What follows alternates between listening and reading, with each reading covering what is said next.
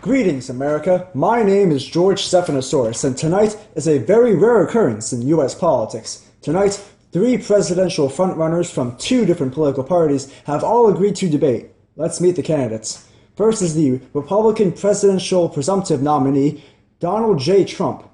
Second is the Democratic candidate, Secretary of State Hillary Clinton. And third is the Democratic candidate, Bernie Sanders.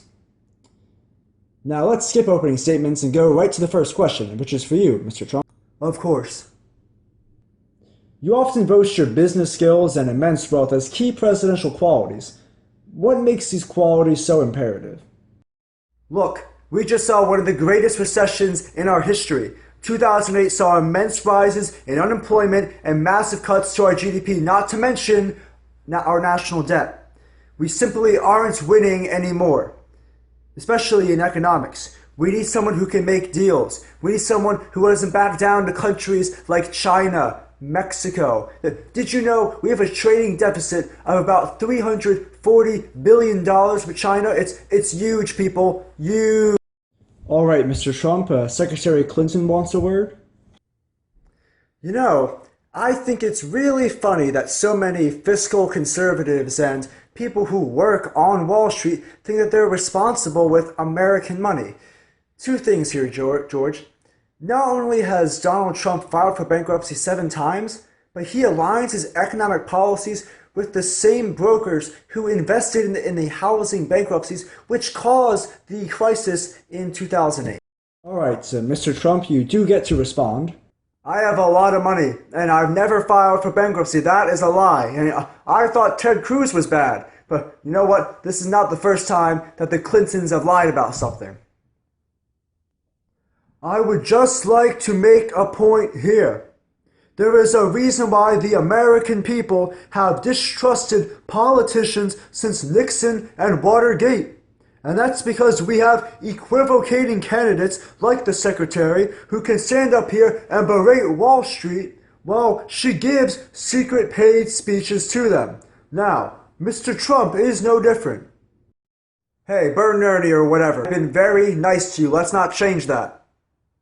Well, that wouldn't be the first time you've changed your mind, Trump. From shifting from pro-choice to pro-life to even Democrat to Republican, how can people be sure who they're voting for? Look, people change their mind, and a lot of that was the media. Now, at least my ideals are realistic and not socialist. You know, Bernie comes up here and he tries to say that things like Social Security are socialist policies, where there is a difference between the FDR's New Deal policies and wanting to make all college free. Secretary Clinton, you have been attacked for email scandals, lying to voters, and even election fraud. Why should voters look past these accusations? Well, George, my answer is threefold. First, everyone has their controversies, both Trump's bankruptcies and Sanders' radical ideals. So I don't see why I'm singled out for these scandals. Second, there has been simply zero proof or evidence found through these investigations of all of these accusations. Third, voters should err on the fact that I have the most experience. As Secretary of State, I have even negotiated a climate change deal in Paris with countries such as China and Great Britain. Look, President Reagan had to deal with Gorbachev during the Cold War, and now your next president is going to have to deal with Putin. Voters should ask themselves if they see either of these candidates as up for the task.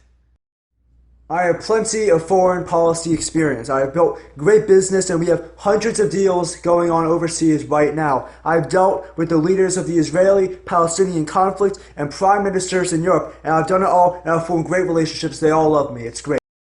Yet, at the same time, Mr. Trump, you support military initiatives like the ones that took out Gaddafi in Libya and Saddam Hussein in Iraq, which left a power vacuum for radical dictators to fill in. Those type of missions are too short-sighted. We don't look at what happens after the dictators are taken out, which leads to terrorist organizations like ISIS to seize control in the Middle East and gain power. Well, it looks like we are all out of time here for this presidential debate, but let's open for closing statements. Mr. Trump.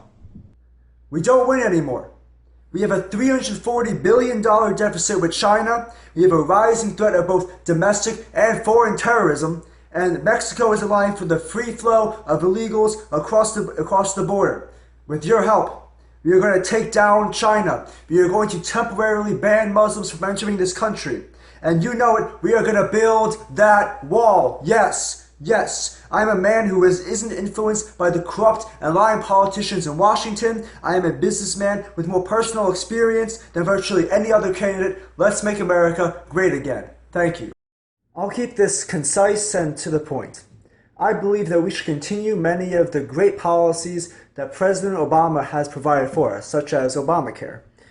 I'm also the only candidate on the stage with true foreign policy experience and will continue to fight to break down gender inequality, racial inequality, and overall break down the barriers which divide this nation, all while preserving the Democratic Party. Thank you. We started out this campaign with 2% of the vote. Now look where we are. In my view, together we must unite to take down the rigged campaign finance system and the undemocratic superdelegate structure. We have always been fighting through the system, which is probably why we were the only candidate here today who was not asked a single question. In my view, we must deeply consider the morality of the fact that the top 1% contains more wealth than the bottom 99% of the population. In my view, we must rebuild our nation's crumbling infrastructure and, most importantly, doing more than just acknowledging the existence of global climate change. Other than the necessity of having a tax on carbon, we must take steps to end the racially disproportionate prison-industrial complex that is the war on drugs. We must not fear change, we must believe in it. Thank you. Thank you, presidential candidates, and thank you to everyone who tuned in for this presidential debate. This is George Stephanousaurus saying, good night, America.